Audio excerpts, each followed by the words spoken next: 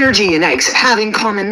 The Batista brothers, better known as the luckiest men in Brazil. Just take a look at this. The most famous detergent brand in Brazil, IP, whose owners donated over $15 million to Bolsonaro's campaign during the election. Their products have now been suspended by Anvisa.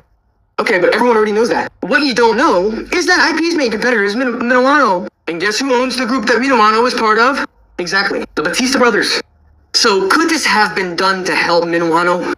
Maybe, but let's continue. In January 2025, the Batista brothers bought half of Mantiqueira, the largest egg producer in Brazil, to law. Weeks later, the government published a decree stating that eggs sold in bulk should have a mandatory stamp. After much pressure from the National Congress and the population, they revoked this mandatory stamp. If it had come into effect, who would it have helped? Who bought half of the largest egg producer in Brazil? It's outrageous. Because small producers didn't have that technology. And guess who did have that technology? That's right, bingo. But wait, there's more. 24, the Batista brothers bought power plants from Anita Reyes for $4.7 billion. 3 days later, the Lula government published a provisional measure to transfer the debt of these plants to where? Guess? Yes, to your electricity bill. A debt of our $10 billion. I asked you, who benefited from this? Exactly. The Batista brothers. You lost. I'm not the one saying this, okay? You can look it up. It's Globo.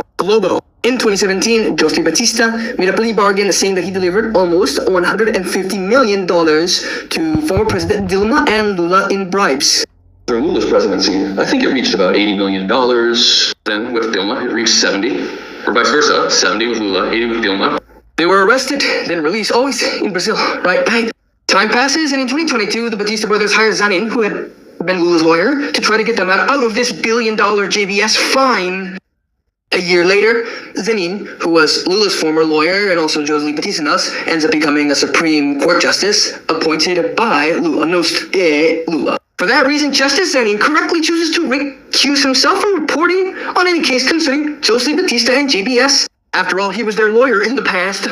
But hold on, in Brazil, there's always a way around things. At the end of that same year, another judge comes along and suspends $30 fine. And yes, this judge is called Diazo, appointed by Lula. It's incredibly lucky for those men, because every time a sector of the economy comes onto their radar, there's always a decision that they favor crippling small competition and paving the way for their grand empire ba-oka. As a congressman, I could contact the Attorney General's office, the Public Prosecutor's office, but honestly, are all these coincidences really happening without anyone knowing, without anyone agreeing, or even, helping, or even, throughout history, the Batista brothers have been involved in numerous corruption scandals in our country.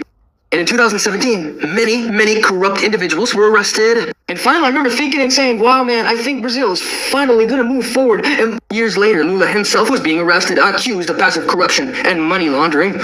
And I said, wow, now it's going to work.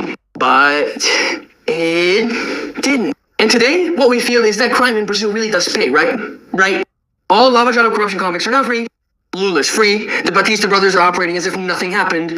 Now we have a case involving politicians, authorities, the wife of a minister with a $129 million contract with a bank that's up to its neck in scandal. Man, this is unbelievable to me. How come it's not talked about every day? Because this is the biggest scandal in Brazilian history. But whose wife, right? The owner of Brazil's wife. So nothing will happen. Everyone stays quiet. Everything's fine. Now, if it were my wife, if it were Michelle Bolsonaro, my brother, look here, look. A lot of nonsense about to happen, but in the end, soon the feeling here. Look, it'll all in nothing. The question always remains, right, Nicholas? What are we gonna do? Honestly, it's no news to anyone that Brazil's institutions are corrupt, right? They're colluding with people who don't put Brazil first. That's a fact. But to be quite honest, who is complacent with all this? It's not the Brazilian people. So they can only do what they do precisely because there are people who have become complacent and given up. We need to do an ethical cleansing in our country. And this year is extremely important precisely because there are elections. Even because the people who are there removing the ministers from the Supreme Court, right, are only there because of Brazilian votes.